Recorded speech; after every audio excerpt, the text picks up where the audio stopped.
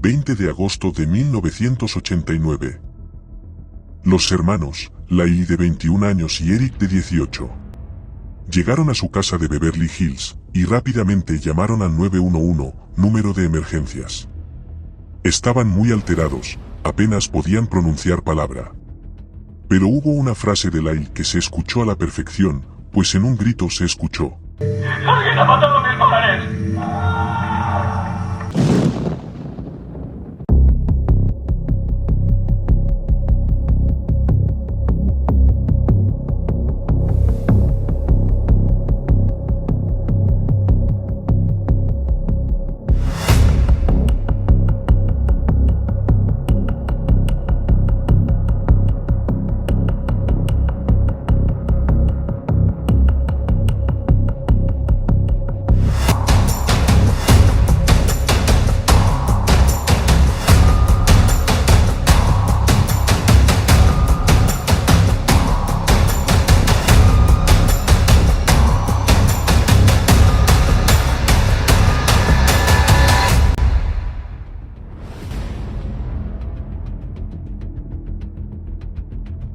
En 1944 en La Habana, Cuba, nació José Enrique Menéndez.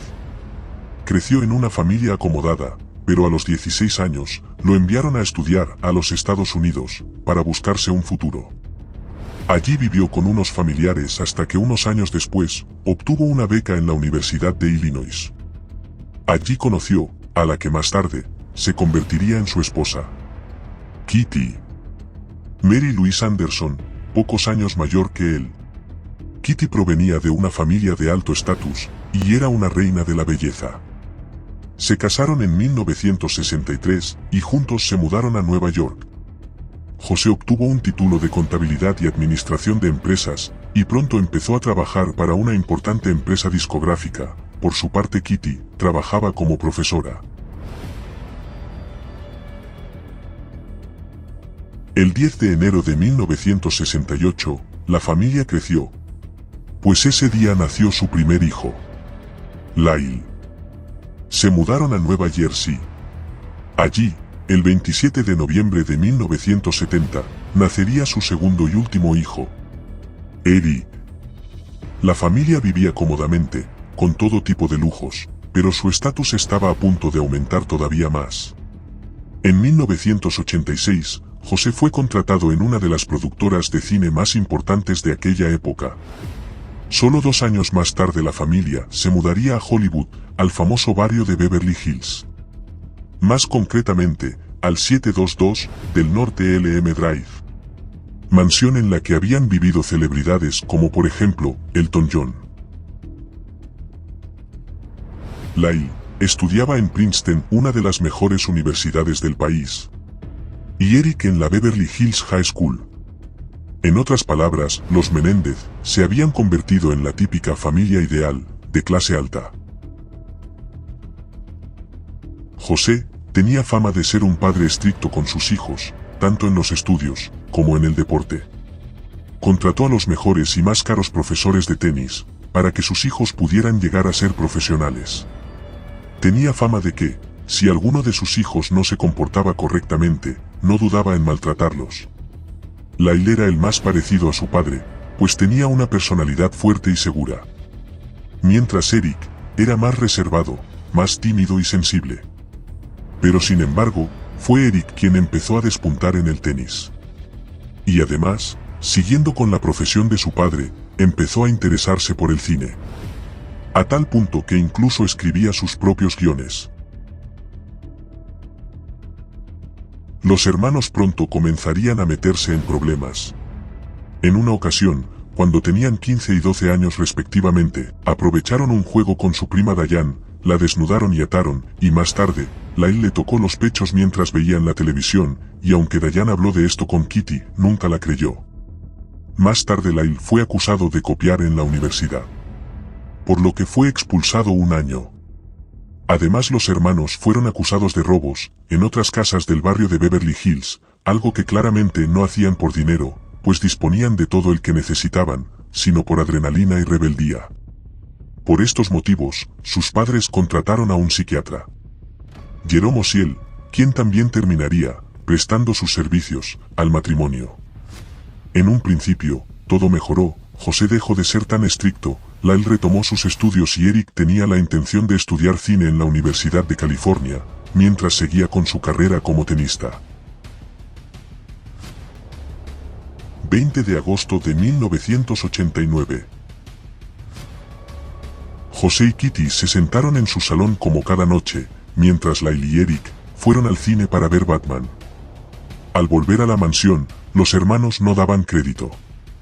Y rápidamente llamaron al 911, número de emergencias. Emergencias de Beverly Hills. Sí.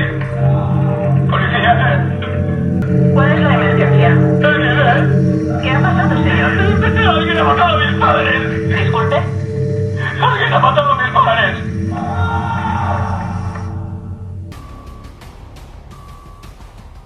Un grupo de policías se acercaron a la casa, y los hermanos salieron asustados para caer en la hierba del jardín, totalmente desconsolados y aterrados. Al entrar en la casa, los policías no podían creer tal masacre. José presentaba un disparo en la nuca, y 5 más por todo el cuerpo. Por su parte Kitty recibió 10 disparos por distintas partes del cuerpo. Los cadáveres estaban totalmente destrozados, pues se dictaminó que el arma homicida parecía una escopeta. Una vez en comisaría, los hermanos colaboraron con la policía, y a la pregunta de si sabían quién podría haber querido asesinar a sus padres, Lyle contestó: la mafia. Algo que encajaba a la perfección, pues las víctimas presentaban disparos en las rodillas, una característica de la mafia en sus ajustes de cuentas. Los resultados de la autopsia sembraron más dudas entre la policía, pues los disparos que la mafia solía realizar para torturar a sus víctimas, en las rodillas u otras partes del cuerpo, perdían todo el sentido. Pues en el caso de José y Kitty, estos disparos habían sido realizados post-mortem. Tampoco presentaban síntomas de haber sido inmovilizados, y se dictaminó que los disparos habían sido efectuados a muy corta distancia, por lo que ambos estaban prácticamente irreconocibles. Este asesinato conmocionó a todo el mundillo de Hollywood, pues eran un matrimonio muy conocido y respetado. Rápidamente, todos los medios de comunicación informaban día y noche del suceso. Los hermanos heredaron la fortuna de sus padres, y empezaron una vida de excentricidad y derroche. Lyle se compró un Porsche Carrera, dejó la universidad y comenzó a alquilar casas. Por su parte Eric contrató a un nuevo instructor de tenis, al que pagaba una gran cantidad de dinero, y así fue como empezó a competir internacionalmente. Tras ver que la pista de la mafia se desvanecía, no tener más sospechosos, y viendo la nueva vida de lujos de los hermanos, repletos de viajes, cenas, coches y mujeres. Esto llamó la atención de la policía, pues no se comportaban como alguien que acababa de sufrir una pérdida, y además de esa manera, pues si había sido la mafia, ¿acaso estos hermanos no temían por sus propias vidas, que no dejaban de llamar la atención? De esta manera la policía se puso en contacto con un amigo cercano de Eric, Craig Signarelli. Concretó una comida con él, llevando puesto un micrófono, y sacó el tema del asesinato. No me digas que nunca pensaste en asesinar a tus padres. Eric lo negó, y esto desconcertó todavía más a la policía, pues no tenía por qué sospechar de su amigo. ¿Y si estaban equivocados? ¿Qué se les escapaba? Meses después del crimen, Eric se reunió con Osiel, el terapeuta familiar, y tras una conversación con él, llegó Lyle. Entonces hubo una fuerte discusión entre los tres, donde incluso Lyle amenazó al terapeuta. Todo esto fue escuchado por la amante de Osiel. La policía estaba perdida, sin pistas, sin pruebas, pero entonces sucedió algo totalmente inesperado. Un antiguo compañero de la secundaria de Eric entregó a la policía uno de esos guiones que Eric escribía ya de pequeño, cuando empezó a interesarse por el cine. Se titulaba Amigos hasta el final. La sorpresa de los agentes era mayúscula, pues ese guión trataba de un hijo que asesinaba a sus padres por dinero. Aunque bastante evidente, esto no era una prueba sólida, solo un guión escrito hace muchos años por un niño. Pero mientras la policía vigilaba a los hermanos, otro hecho, como caído del cielo, dio a los agentes las pruebas que necesitaban. El 5 de marzo de 1990, Judeline Smith, la amante de Osiel, el terapeuta, acudió a la policía. Aseguraba haber escuchado unas grabaciones, donde los hermanos confesaban el crimen, y añadió, aquella discusión que escuchó, donde Lyle amenazó a Osiel. Solo 3 días después, los agentes consiguieron una orden, para intervenir estas cintas. Las grabaciones que Osiel realizaba en la consulta. Los agentes perplejos, tenían ahora así todo en su poder. Tenían las confesiones de los hermanos, pruebas más que suficientes para detenerlos. Ese mismo día detuvieron a Lyle, y solo unos días después, al volver de un torneo de tenis, detuvieron a Eric. Detenidos y separados, los hermanos Menéndez, quedaron encarcelados, y sin derecho a fianza, a la espera de juicio. La policía no podía creerlo. En esas cintas, estaba todo. Absolutamente todo. Los hermanos, cansados de cómo su padre los maltrataba, y de cómo su madre, no hacía nada al respecto. Decidieron que sus padres eran sus 2 únicos problemas, y que sin ellos, podrían ser felices. Tras hablarlo detenidamente, y analizar detalladamente cómo lo harían, fueron en busca de 2 armas, y tras varios intentos en varias tiendas, donde les dijeron que tendrían que esperar unos días. El 18 de agosto de 1989, 2 días antes del asesinato, viajaron a San Diego, y ahí sí, pudieron comprar 2 escopetas. El día 20 de agosto de 1989, los hermanos entraron al salón, donde sus padres estaban tranquilamente viendo una película, y los asesinaron brutalmente, pues los disparos de escopeta a tan corta distancia, hicieron que los cuerpos quedaran destrozados. Prácticamente explotaron. Además, se ensañaron con los cuerpos, pues José tenía 6 disparos en total, uno de ellos en la nuca, y Kitty tenía 10 disparos, por lo cual, tuvieron que detenerse, recargar las escopetas mientras sus padres agonizaban, y continuaron disparándoles. Una vez cometido este horrible crimen, los hermanos se dieron una ducha, fueron a deshacerse de las armas y la ropa ensangrentada, y fueron al cine a ver Batman. Horas después, al volver a su casa, se sorprendieron al ver que la policía no estaba allí, pues ningún vecino escuchó nada, y nadie llamó a la policía. Así que, decidieron fingir la sorpresa, y ser ellos quienes dieran la alerta. La policía les creyó en todo momento, no les hicieron pruebas de pólvora en sus manos, no dudaron, simplemente sintieron pena por ellos, y se horrorizaron al ver la escena del crimen. Además, como los hermanos contaron que creían que podría tratarse de la mafia, pues su padre era un hombre importante, les pusieron protección. Todo transcurría según lo previsto, pero el sentimiento de culpa se apoderaba cada vez más y más de Eric, quien pidió a Osiel, el terapeuta familiar, hablar con él. Y en un momento de un paseo, le confesó todo. Entonces Osiel llamó a Lyle, y cuando éste llegó a su consulta, fue cuando se produjo esta discusión, que la amante escuchó. Esa en la que Lyle llegó a amenazar a Osiel. Poco después Osiel empezó a grabar las sesiones, ya que, les dijo a los hermanos que tenía todo escrito y que si algo le pasaba, saldrían a la luz. Mientras él siguiera vivo, no deberían preocuparse, pues el secreto profesional le prohibía poder contar nada. Pero, tras una discusión entre Osiel y su amante, esta acudió a la policía y contó la existencia de las cintas. Rápidamente los medios de comunicación se enteraron. Los hermanos Menéndez detenidos y acusados de ser los asesinos de sus padres. 2 jóvenes, de clase alta, atractivos, no parecían los típicos asesinos.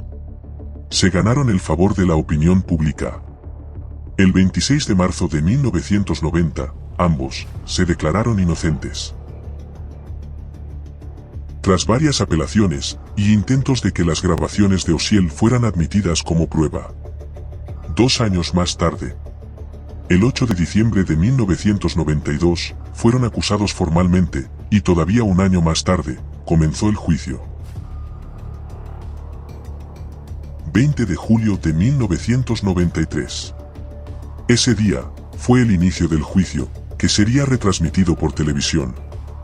Los hermanos Menéndez tenían los mejores abogados del país, y con una buena estrategia, confesarían todo, diciendo que ellos fueron las víctimas de años y años de continuo maltrato por parte de sus padres, y que no tuvieron más opción que terminar defendiéndose. Diciendo que estos abusos fueron producidos desde niños, y que en una ocasión, Lyle dijo que se iría de casa, y su padre amenazó con asesinarlo. Declaraciones acompañadas de lágrimas y rostros aterrados. Estas declaraciones, en ningún momento las mencionarían en las sesiones con el terapeuta, por lo que el jurado y la opinión pública estaba dividida. ¿Víctimas o verdugos? El jurado no consiguió ponerse de acuerdo, con lo que el juicio fue declarado nulo. En agosto de 1995, comenzó un segundo juicio. Tras reunir a más de 160 testigos, pruebas, y el uso de la tecnología para recrear el crimen, se determinó que habían actuado premeditadamente y que se ensañaron, pues como dije anteriormente, incluso tuvieron que recargar las escopetas, para poder realizar dicha cantidad de disparos. 20 de marzo de 1996.